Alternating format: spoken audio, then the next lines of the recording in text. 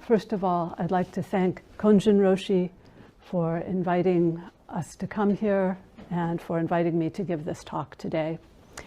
And she specifically invited me to give a talk on one of Dogen's fascicles or essays called Bukkyō. Dogen lived in the 12th century in Japan, and he's our ancestor in this lineage and has written extensively. So going through this entire Shōbōgenzō, the Treasury of the True Dharma Eye. So I came up with number 53. Bukkyō means Buddha Sutra. So sutras are, you could say, sacred text or scripture. They are, originally, it just meant the direct teachings of the Buddha, just that. But over time, the sutras kept expanding and evolving. So there are many, many Mahayana Sutra, the later school, the great vehicle. But Dogen is talking about Buddha Sutras in an incredibly wide sense, going beyond just scriptures that are written down.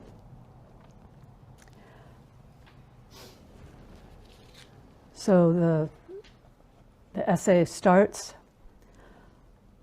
among these, that is, among Buddha Sutras, there is the Dharma taught to the Bodhisattvas. There is the Dharma taught to the Buddhas. They are both implements of the Great Way. The implements fit their owners. The owners use the implements. In a different translation, it says, in the Buddha Sutras, there is teaching for Bodhisattvas and there is teaching for Buddhas. Both are instruments of the Great Way. The instruments accompany the master, and the master uses the instruments. So a bodhisattva is someone who has, on the Buddhist path, who has vowed to awaken with all beings, not to just get their own awakening and go off to nirvana, but has vowed to stay present in this saha world, this world of endurance, this world that includes suffering, and to awaken within it for the benefit of all beings, taking not only oneself, but also all others across to the other shore of nirvana or awakening. When we chant in the morning, or in the morning? No, not in the, anyway, the chant, beings are numberless. I vow to save them, or I vow to awaken with them. Delusions are inexhaustible. I vow to end them. Dharma gates are boundless. I vow to enter them. Buddha's way is unsurpassable. I vow to become it. So these are the bodhisattva vows, and they're impossible. It's nice to get that right out of the gate. Beings are numberless, and yet I vow to save them all. Delusions are inexhaustible. You think you've gotten one down, and it's like, suddenly I had this picture of a bowling alley. It's like, it's going, no, no, no, it's going to fall. No, no, it's going to stay right there. And yet we vow to end them all. It's the path of practice continues endlessly, and it's not about the goal, but about how we walk it together, how we create this joyful life and this joyful practice in this very world, not some other world, not some other time, but here and now. So I also want to say this, there are many references within this fascicle, this essay, to the Lotus Sutra and to various koans. So the Dharma taught to the Bodhisattvas and the Dharma taught to the Buddhas. In the Lotus Sutra, there are all these celestial Buddhas who come to listen to the Dharma. Also, not just to the Bodhisattvas, not just to the ones who are on the path, but the Buddhas as well. And thank you to Konjin Roshi for that understanding that I've wanted to share with you. This is saying there's the Dharma, or the teaching for bodhisattvas, there's teaching for Buddhas. Both are instruments of the Great Way. So what Dogen is referring to is the sutras, the scriptures, are the instruments of the teachers. And another translation is this instruments or implements, and one translation was tools. They are the tools accord with the master. And I was remembering when I lived in Berkeley, it's been about 40 years. It's still there though. There's a store called Hida Tools, and it's just Japanese woodworking tools. And I think now I looked at their website now, and most of their knives and stuff actually have handles on them. But at the time, most of them did not have handles. It was just the blade and the metal shank. And you would make your own handle. You would make the tool, the handle, to fit your hand. So you could make it out of wood or cloth or straw or whatever, that it would fit you. So, of course, that would have been how things were in Dogen's time, that your tools were so personal to you. So I had this whole feeling, the instruments accompany the master. You know, that there's this, as well as the inspiration, there's also a craft of teaching, of sharing. So, yeah.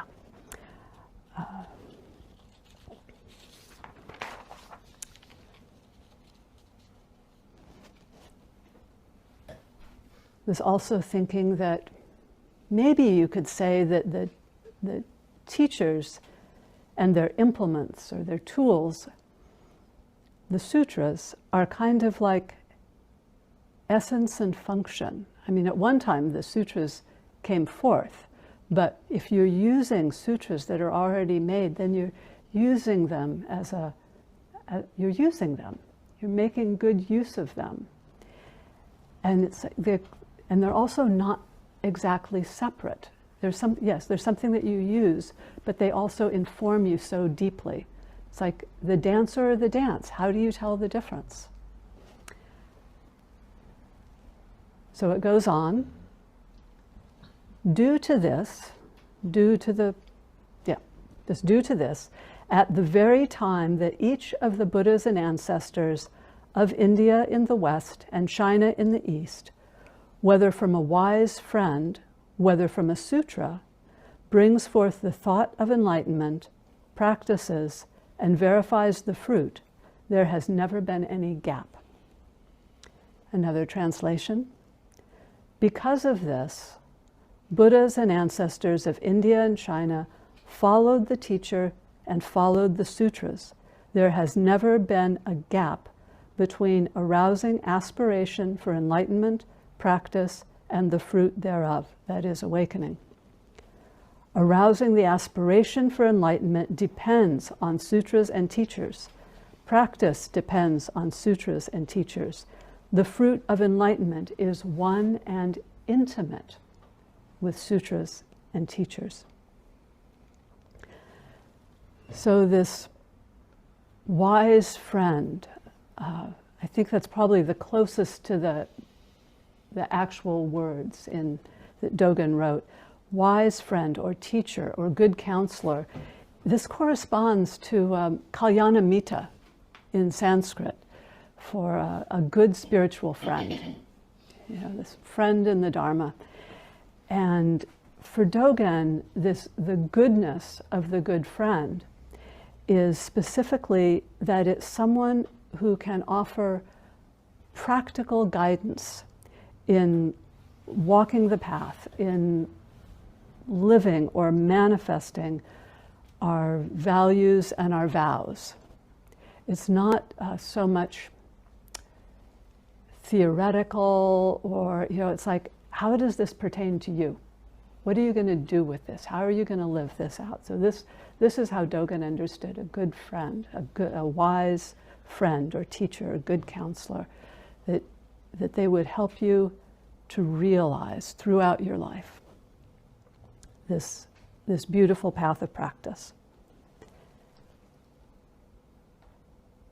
So I think that, again, the translation is one and intimate. Oh no, that was Kaza's translation. One and intimate. It's also like this intimacy, this deep closeness. And about the gap in gyoji, or continuous practice, Dogen begins by saying, on the great road of Buddha ancestors, there was always unsurpassable practice, continuous and sustained. It forms the circle of the way and is never cut off. Between aspiration, practice, enlightenment, and nirvana, there is not a moment's gap. Continuous practice is the circle of the way. Again, it's like the dancer and the dance. You can't separate them. The aspiration to awaken, you're already on the path. Being on the path, you're not separate from the fruit. So to see this as not something over there, but something here and now. Again and again, it's back to the here and now. So going on, arousing the aspiration for enlightenment depends on sutras and teachers. Practice depends on sutras and teachers. The fruit of enlightenment, the goal, so to speak, is one and intimate, or wholly intimate, with sutras and teachers. Wise friends are always well versed in the sutras. Strong statement. Wise friends, good teachers, are always well versed in the sutras. Well versed means they take the sutras as the land, they take the sutras as their bodies and minds, they take the sutras as provisionally established for the sake of others. So they say provisionally established for the sake of others. These are, maybe you could say, not from the ultimate teaching, but pointing in that direction. Making a metaphor or making an analogy that people will be like, oh yeah, I get where you're going with that. So these are provisionally established for the sake of others, for others' benefit. Not just talking out of our own experience, but really relating with others. They take the sutras as sitting, reclining, and walking. They take the sutras as sitting, reclining, and walking. So these are our basic postures that we have. They take the sutras as their father and mother. They take the sutras as their Dharma descendants, their Dharma heirs. They take the sutras as practice and understanding. It is for this reason that wise friends investigate the sutras. So it seems that part of the reason that Dogen decided to talk about the sutras in this way is because, and I gather that some of you have heard talks recently about, in this series, where he may have touched on some of the same things, that he had some criticisms about how certain Buddhist teachers, Zen teachers, were saying that the sutras were not needed, were not necessary, because the Zen school is transmission outside the scriptures, and you only needed to do these specific practices, but not study. And Dogen had an extremely nuanced mind. And what he was seeing was when that saying, transmission outside the scriptures was said, it was because people were holding on too tightly to the scriptures, being too literal. But it doesn't mean to go to the other side completely. It's like, oh, these aren't necessary. But it's how do we hold them? How do we relate with them? So he's unpacking the meaning of the sutras way beyond what people would usually talk about.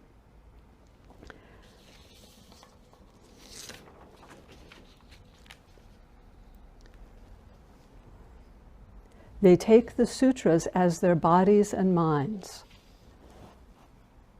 That's not maybe quite so distant, you know. The things that we have memorized that have been deeply influential to us are, they become part of us. We might feel them in our bodies and minds. You know, it's the holiday season. There may be music that you grew up with, and it has a whole impact on your body and mind when you hear it again, whether it's kind of cheesy Christmas carols or hymns that really moved you, or some other, you know, you may have many feelings, all kinds of different feelings about things that are deep in there. They may be positive, they may not, but we have this. So they permeate us, these things that are part of us. So he's talking about the wise friends as taking sutras as their bodies and minds, as sitting, reclining, and walking. They're never separate. They're completely within. As their father and mother, they feel like they're giving birth to this being that's here now, not just the body-mind that was born into my family of origin, but the one that is blossoming through contact with this practice. It is for this reason that wise friends investigate the sutras.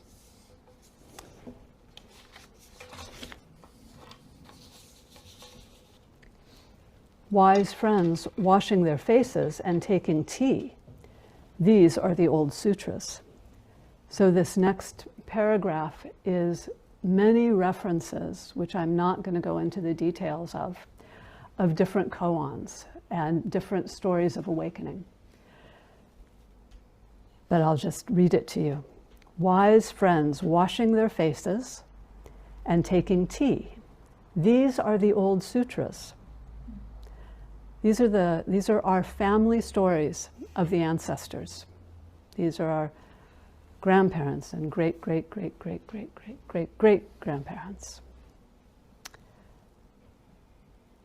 That the sutras give birth to wise friends. The sutras give birth to teachers, to ancestors. Means not only Huang Bo's 60 blows nurturing his descendants, and Huang Mei's 3 strikes transmitting the robe and bequeathing the Dharma. That one I know. That's Honggren transmitting to Huineng, the 6th ancestor in China. But also seeing the peach blossoms and awakening to the way. Hearing the sound of the bamboo, the pebble striking bamboo, and awakening to the way.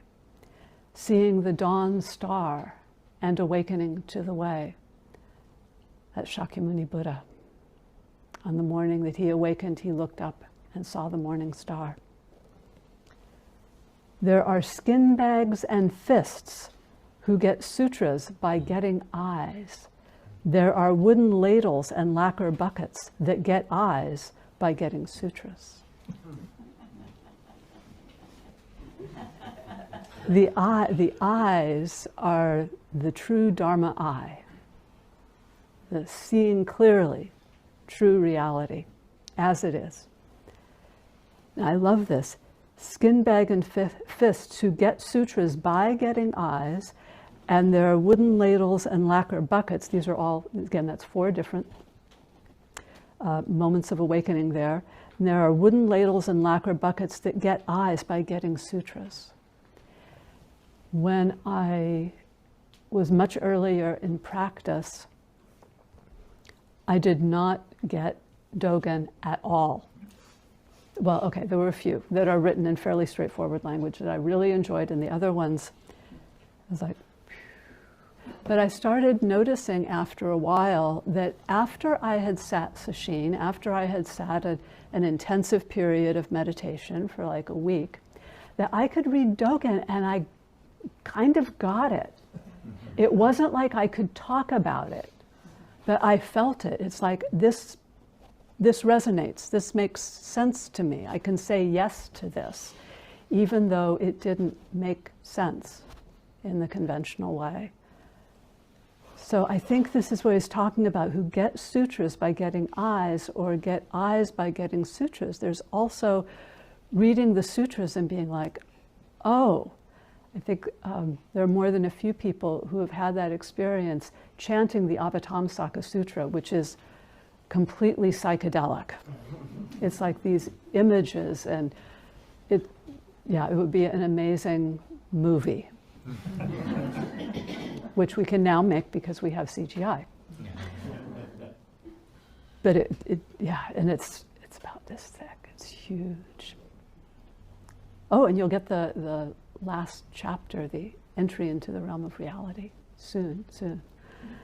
And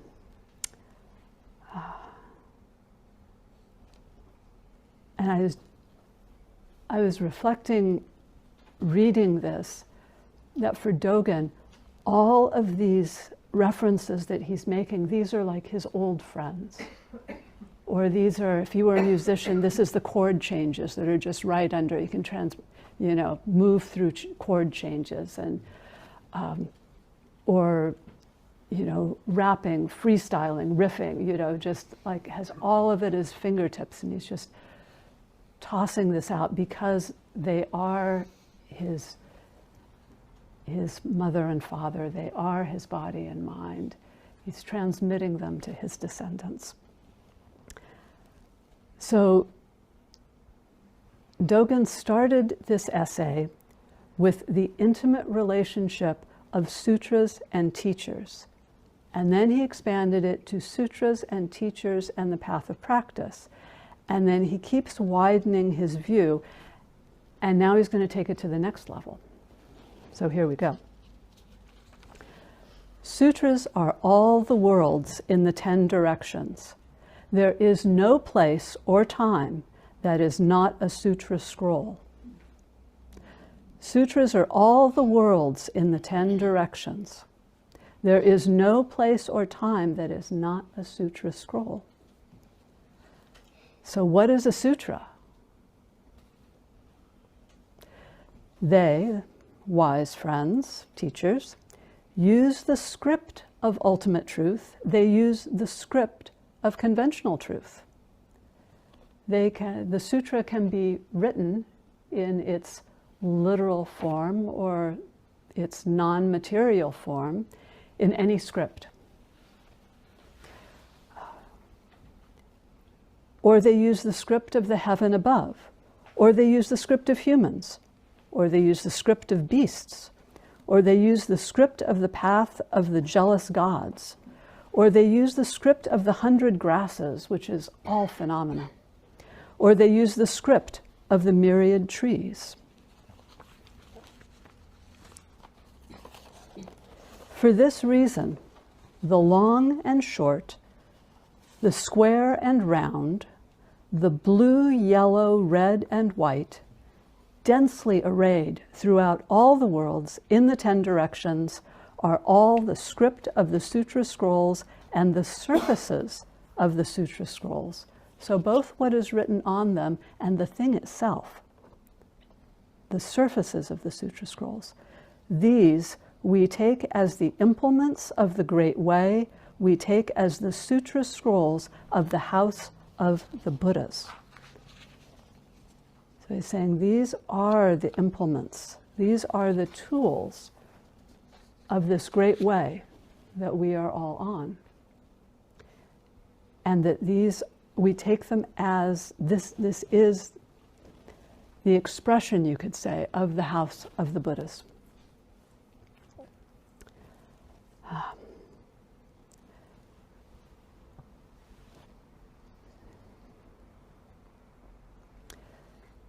So Dogen loved language and was an amazing poet. He grew up pretty much within the court, the Japanese court, on kind of the outer edges, and he was brilliant and precocious. And the culture at that time was just, among the nobility, was very, very poetic. Like, people did poetry like spontaneously at that time, the way certain groups you might expect to give a speech or do a rap or something like that, or play music, whatever it is. But that was just there. It was just so much in the air for him. And that really comes across, this poetic nature. And often, within the Dharma, it is said, and I think we can experience, that words and phrases can get in the way when we're sitting in particular. We have thoughts. We have thoughts about things. Thoughts are often in words. Sometimes they're repetitive words or repetitive phrases. And the phrase is twining vines. Words are like twining vines. Language is twining vines, like wisteria or kudzu, which they had in Japan. And it's like these things that just tangle you up. You get all entangled in the words and the concepts. And Dogen wrote a fascicle, which some of you probably heard or have read about, called Kato, which is twining vines.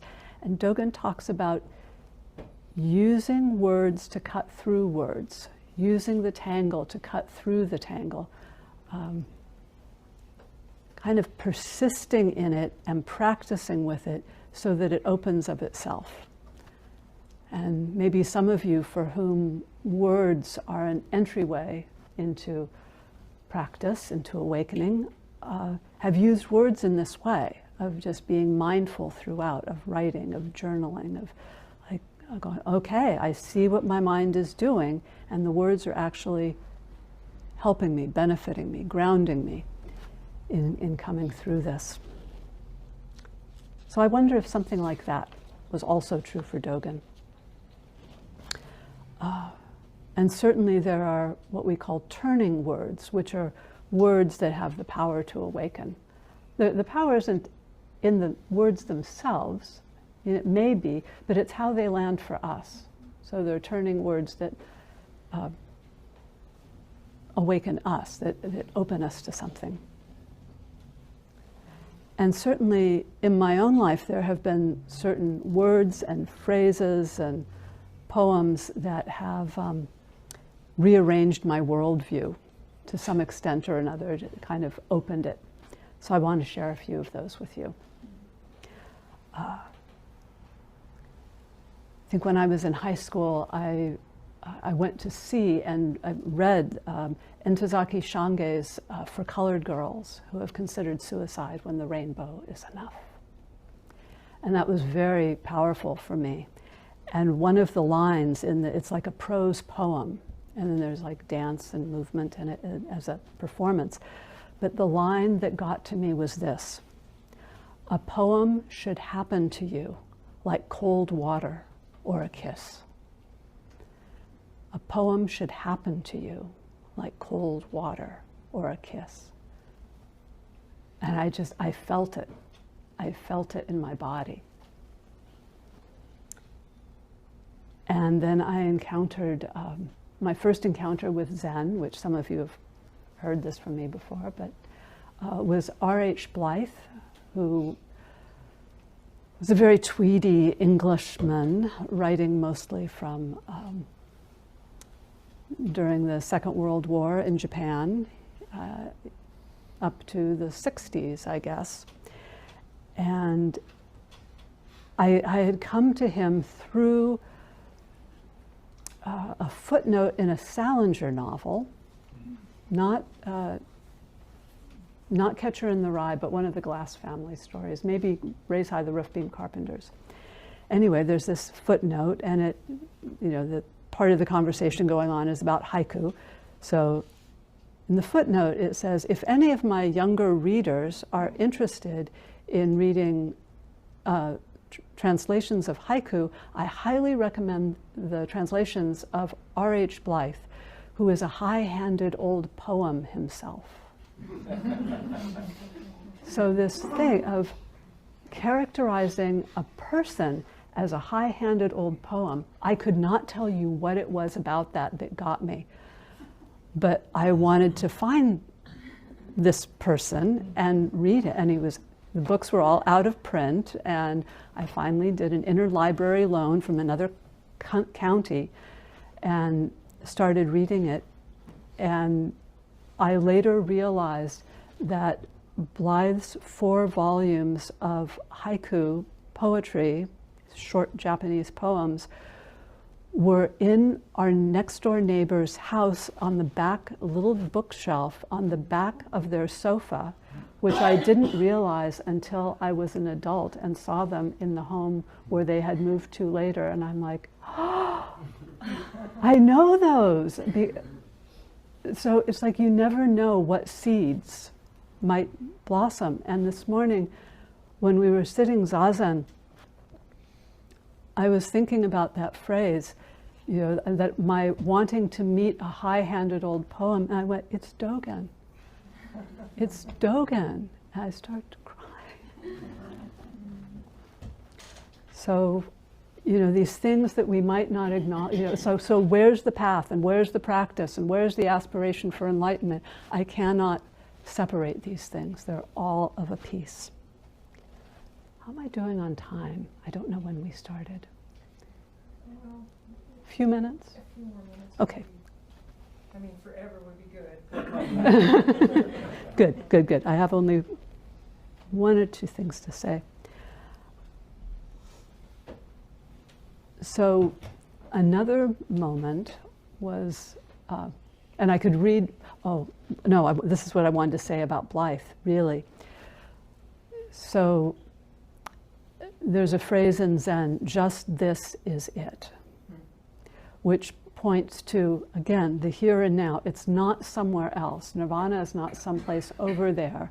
Just this is the it that you're seeking for. So Blythe is talking about it, and when he says it, that's the it he's talking about, awakening, basically. And Blythe goes on riffs pretty much the way Dogen does. But this was in English and with English references, so it was easier at that time. And it is there when I lift my hand and when I don't. And when there is no hand to lift and when there is no lift to hand. I was like, I just felt like the top of my head had been unscrewed and tossed away, and I felt this sense of openness and freedom. So this way of using language to point beyond language, that really, you know, and I would just read Blythe randomly, mostly, as a kind of a breviary, you know, just like to put me in another state of mind. But I couldn't do it on my own. And I've had instances playing music with people who were really gifted, and I could, especially with improv, and I could just jump in to their creativity, their freedom. But I couldn't initiate that on my own for myself for a long time, nor could I help others do that. So I realized that grounding in groundlessness, finding home and ease and comfort, in letting go deeply and trusting. So that's it. That's what I wanted to share with you, is the joy of words, of going words beyond words, and of practice together.